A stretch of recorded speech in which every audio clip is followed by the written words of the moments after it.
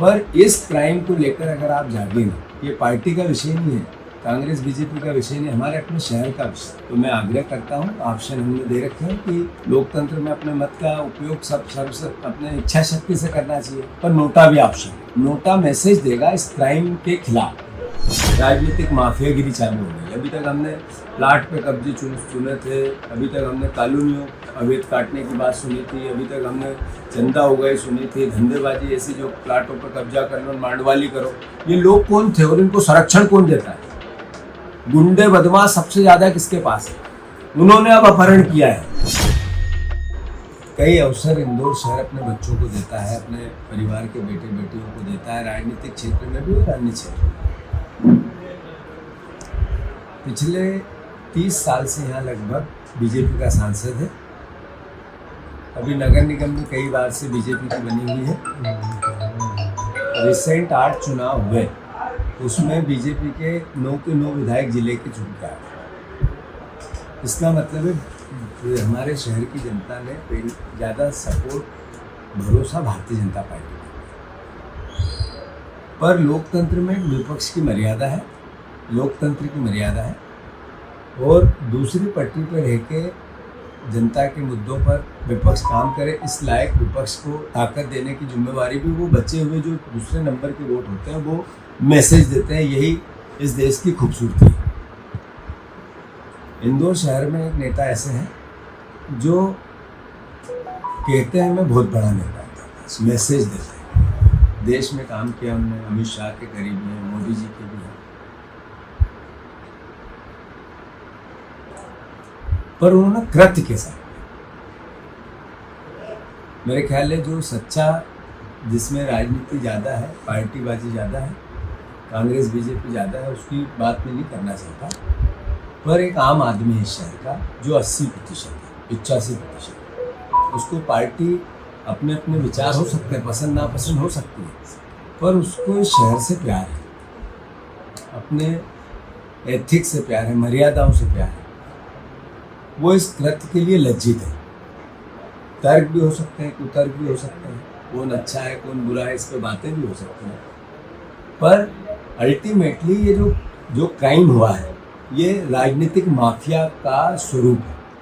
इंदौर शहर राजनीतिक माफियागिरी करने लगा है, में होने लगी है। इंदौर शहर में राजनीतिक माफियागिरी होनी, उसका ये प्रमाण हुआ है। तो मैं चूँकि बहुत लंबी चौड़ी बात नहीं करना चाहता, कांग्रेस पार्टी, उस दिन भी मैंने जब बात की थी प्रेस क्लब में, तो इंदौर के परिवारजनों से आग्रह किया था, हम मैदान में नहीं हैं, कांग्रेस पार्टी मैदान में नहीं, क्योंकि उसके प्रत्याशी का अपहरण कर लिया। क्यों किया? स्वेच्छा से हुआ, लालच से हुआ, भय से हुआ, डर से हुआ, ये विषय नहीं है, हुआ विषय है। तो मैं सभी इंदौर शहर के परिवारजनों से अनुरोध करता हूँ कि इंदौर शहर हमारा अपना शहर है, हम में कमियाँ हो सकती है, इसको हम नज़रअंदाज नहीं करना चाहते, सुधार करेंगे, इसके प्रयास भी करेंगे। पर इस क्राइम को अगर आपने सबक नहीं सिखाया तो नेता जनता से डरना बंद है, और जब नेता डरना बंद होता है तो फिर जनता गौण हो जाती है। अभी मैं भी बेटा ही हूँ शहर का, एक पार्टी का प्रतिनिधित्व कर रहा हूँ, नेतृत्व कर रहा हूँ। तो मैं इंदौर शहर की जनता से अनुरोध करना चाहता हूँ कि हमें विपक्ष का काम मिला है, हम ईमानदारी से करते हैं, कोशिश और बढ़ाएंगे, सुधार भी करेंगे, पर इस क्राइम को लेकर अगर आप जागे ना, ये पार्टी का विषय नहीं है, कांग्रेस बीजेपी का विषय नहीं, हमारे अपने शहर का विषय। तो मैं आग्रह करता हूँ, ऑप्शन हमने दे रखे हैं कि लोकतंत्र में अपने मत का उपयोग सब अपने इच्छा शक्ति से करना चाहिए, पर नोटा भी ऑप्शन है। नोटा मैसेज देगा इस क्राइम के खिलाफ। इसलिए अगर इंदौर शहर के लोग इसको आत्मसात करते हैं तो मैं समझता हूँ कि देश भर में स्वच्छता का मैसेज या उससे बड़ा मैसेज राजनीतिक स्वच्छता का है। राजनीतिक स्वच्छता की नीड है अगर इस देश को, तो फिर आप मैसेज दें, नोटा ऑप्शन है, उसको ध्यान इंदौर शहर के परिवारजन रखेंगे। मैं वोट भी जरूर डालना चाहिए। इस अवसर पर ये अनुरोध करना चाहता हूँ कि इस तरह का कृत्य हो गया तो हम घर में बैठे रहें, और कुछ नहीं करें। जहाँ भी डालें वोट जरूर डालें, वोट हमारा अधिकार है। अगर इसका उपयोग भी करेंगे तो ये समझ लो आपके बच्चों के साथ आप एक तरह से न्याय नहीं करेंगे, उनके भविष्य के साथ न्याय करेंगे। तो वोट जरूर डालें, जहाँ आपकी इच्छा हो वहाँ डालें। पर चूँकि इंदौर शहर में क्राइम हुआ है, राजनीतिक माफियागिरी चालू हो गई। अभी तक हमने प्लाट पे कब्जे सुने थे, अभी तक हमने कॉलोनियों अवैध काटने की बात सुनी थी, अभी तक हमने चंदा हो गए सुनी थी, धंधेबाजी ऐसी जो प्लाटों पर कब्जा कर लो, मांडवाली करो। ये लोग कौन थे और इनको संरक्षण कौन देता है? गुंडे बदमाश सबसे ज़्यादा किसके पास है? उन्होंने अब अपहरण किया है। तो ये देख लें आप, इंदौर शहर को तय करना है। सर, प्रत्यक्ष या अप्रत्यक्ष रूप से आप नेता को समर्थन दे रहे हैं, तैयारी हमने ये कहा है कि जनता अपने मत का उपयोग करे, सदुपयोग करे, जो इच्छा पर वोट जरूर करे। लेकिन लाखों यहाँ पर भी मतदाता कांग्रेस से जुड़े थे, उनके लिए बूथ पर बैठेंगे इस बार कांग्रेस के लोग, उसकी क्या तैयारी? ये अभी आपको समय बताया। ताई ने भी कहा जी, तो वही ताई के पास भी लोगों के फोन गए थे कि हम इस बार ये नोटा पे वोट डालेंगे, तो फिर उन्होंने समझाया कि नहीं ऐसा नहीं है। तो इस तरह की शिकायत वहाँ तक भी पहुँची। देखो, ताई इस शहर की सबसे वरिष्ठ नेताओं में से, व्यक्तियों में से, नागरिकों में से एक है। कई बार सांसद रही, विपक्ष से रही। वो सांसद रहते हुए हमें डांटते थे, फटकारते थे, हमें सीख देती थी। मुझे तो मेरा तो बहुत उनसे स्नेह है। तो मैं समझता हूँ इस उम्र में जाके वो दलगत राजनीति से उठे। अगर अब भी वो ये कहें कि मैं पहले पार्टी की हूँ और पहले समाज नहीं सुधरना चाहिए, या राजनीतिक जो क्रियाकलाप ये सही है क्योंकि मेरी पार्टी ने किया है, तो मैं समझता हूँ वो मेरे हिसाब से सही है। अगर पिता अपने बेटे की गलतियों को छुपाएगा, उसकी एक सीमा हो।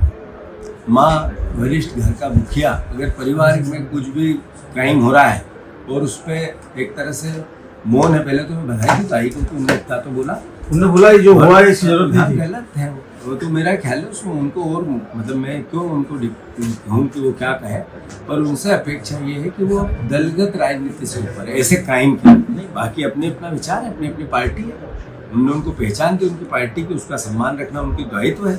और इस क्राइम के लिए अगर वो आगे नहीं आई या सही तरीके से दृढ़ता से नहीं बोले, तो मैं नहीं कहना चाहता उनको, पर मेरी ऐसी भावना है कि इसमें जो भी इंदौर का नागरिक है वो सोचता है, बातें आपस में कर रहा है, विचार कर रहा है, बात ये कर रहा है, तो उसको थोड़ा रिएक्ट भी करना चाहिए। इसलिए करना चाहिए कि हमारी तो बच्चे, आज मैं हूँ, जीवित हूँ, कल शायद नहीं रहूँ, थोड़े दिन बाद और कोई आएगा, उसके बाद और कोई आएगा, उसके बाद प्रकाश चंद्र सेठी थे, आज और कोई है।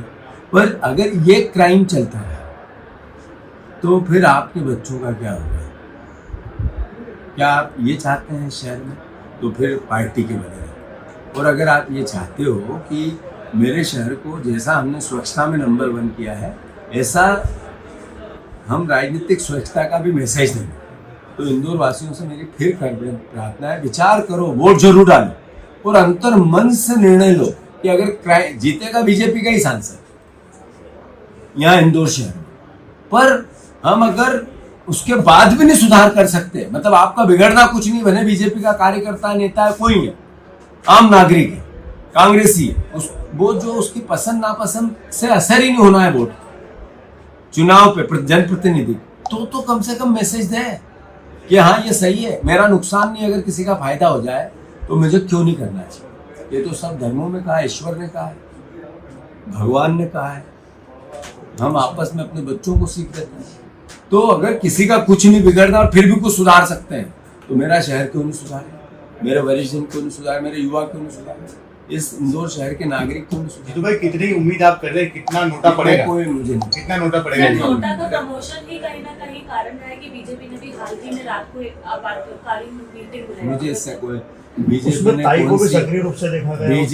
ने कौन सी मीटिंग बुलाई, क्यों बुलाई, क्या कारण थे, मुझे नहीं पता। अच्छा, मैं इन कारणों में जाना चाहिए। मैं तो इंदौर शहर के बीजेपी के कार्यकर्ता और नेताओं से, इंदौर शहर के अखबार के जितने जर्नलिस्ट हैं उनसे, मालिकों से, इंदौर शहर के जितने सम्राट विचारवान लोग हैं जो विचार देते हैं उनसे, और आम जनता से अनुरोध करना चाहता हूं कि बीजेपी को भी आप सपोर्ट करते हो तो बीजेपी का ही जनप्रतिनिधि चुना जाएगा और फिर भी आप सुधार कर सकते हो। मतलब आपका पैसा एक भी खर्च नहीं हुआ और आपने बीमारी को सुधार दिया, मैसेज दे दिया, तो भी नहीं करेंगे तो फिर मेरा शहर जीवित शहर है, मेरा शहर मरा हुआ शहर है। ये मुझे पता है।